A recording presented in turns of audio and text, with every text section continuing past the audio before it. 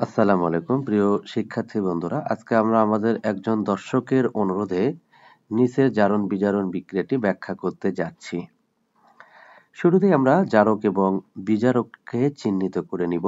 একটু লক্ষ্য করো, এখানে জিঙ্ক এখানে মুক্ত মৌল, সুতরাং এর জারণ সংখ্যা হবে আমাদের 0।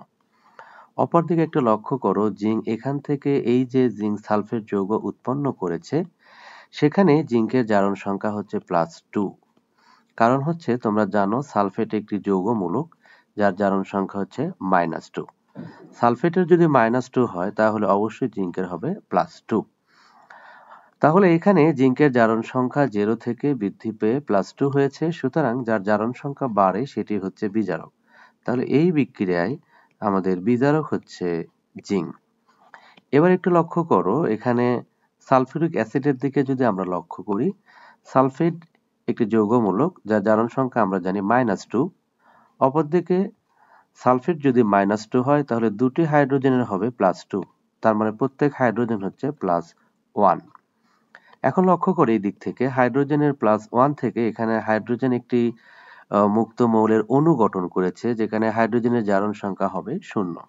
তাহলে হাইড্রোজেনের জারণ সংখ্যা এখানে দেখতে পাচ্ছ +2 থেকে হ্রাস পেয়ে 0 হয়েছে, সুতরাং এখানে হাইড্রোজেন আয়নের বিজারণ ঘটেছে। সুতরাং এই পুরো যৌগটি হচ্ছে আমাদের জারক। এখানে আরেকটি কথা লক্ষ্য করলেই দেখতে পারবে, সেটি হলো যে এই যে সালফেট যৌগমূলক এবং এখানেও যে সালফেট যৌগমূলক রয়েছে, উভয় জায়গায় এদের জারণ সংখ্যা হচ্ছে -2। সুতরাং প্রদত্ত বিক্রিয়ায় সালফেট আমাদের হচ্ছে দর্শক আয়ন। তাহলে চলো আমরা এখন দর্শক আয়নকে ব্যতি রেখে কিভাবে এটি জারণ বিজারণ সম্পন্ন করেছে সেটি দেখার চেষ্টা করব। তোমরা জানো বিজারকের জারণ ঘটে, তাহলে আমরা এখানে বিজারক পেয়েছিলাম জিঙ্ক, তাহলে জারণ বিক্রিয়াটা আমরা প্রথমে দেখতে চাই। এখন লক্ষ্য করো, জিঙ্ক আমরা এখানে দেখতে পাচ্ছি জিঙ্ক এখানে 0 থেকে জিঙ্ক হয়েছে আমাদের কি, এই যে এখানে দেখতে পাচ্ছ +2। তাহলে জিঙ্ক 0 থেকে +2 হওয়া মানে জিঙ্ক এখানে 2টি ইলেকট্রন ত্যাগ করেছে। তুমি চাইলে এখানে -2টি ইলেকট্রন দিতে পারো, অথবা এখানে প্লাস দিয়ে 2টি ইলেকট্রনও দিতে পারো, যে কোনো একটি লিখলে হবে। তাহলে জিঙ্ক এখানে 2টি ইলেকট্রন ত্যাগ করে আমাদের জিঙ্ক 2+ আয়নে পরিণত হয়েছে। তাহলে আমরা এই -2টি ইলেকট্রন এখানে দিতে পারি অথবা +2টি ইলেকট্রন এখানে দিতে পারি, তোমরা যেটি ভালো মনে করো সেটি দিতে পারো। অপরদিকে দেখো, আমরা এবার বিজারণ বিক্রিয়াতে চলে যাব। তাহলে এখানে বিজারণ যে বিক্রিয়া আমরা একটু দেখতে চাই।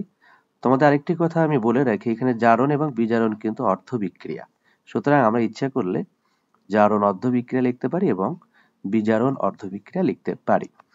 তাহলে আমরা বিজারণটা দেখতে চাচ্ছি। এখানে দর্শক আয়ন যেহেতু সালফেট, এটাকে বাদ দিলে আমরা এখানে লিখতে পাই যে হাইড্রোজেন প্লাস আছে কয়টি, 2টি। হাইড্রোজেন যখন আয়ন আকারে লিখবো 2 তখন বামে লিখতে হয়। এখন দেখো, এখানে হাইড্রোজেন কি করেছিল, আমাদের হাইড্রোজেন প্লাস থেকে হয়েছিল 0। তার মানে হাইড্রোজেন প্লাস থেকে 0 হতে গেলে একটা ইলেকট্রন গ্রহণ করতে হবে। যেহেতু আমাদের 2টি হাইড্রোজেন রয়েছে, সুতরাং 2টি হাইড্রোজেন এখানে 2টি ইলেকট্রন গ্রহণ করবে। গ্রহণ করে তখন হবে আমাদের 2টি হাইড্রোজেন পরমাণু, যেটাকে আমরা বলতে পারি হাইড্রোজেন গ্যাস। এখন এই দুইটা বিক্রিয়াকে যদি আমরা এবার সমন্বয় করি, তাহলে দেখো এই যে 2টি প্লাস ইলেকট্রন রয়েছে এবং ডান পাশের 2টি ইলেকট্রন, আমরা জানি সমীকরণের বামে এবং ডানে যদি একই জাতীয় সংখ্যা থাকে সেটাকে আমরা বাদ দিয়ে লিখতে পারি।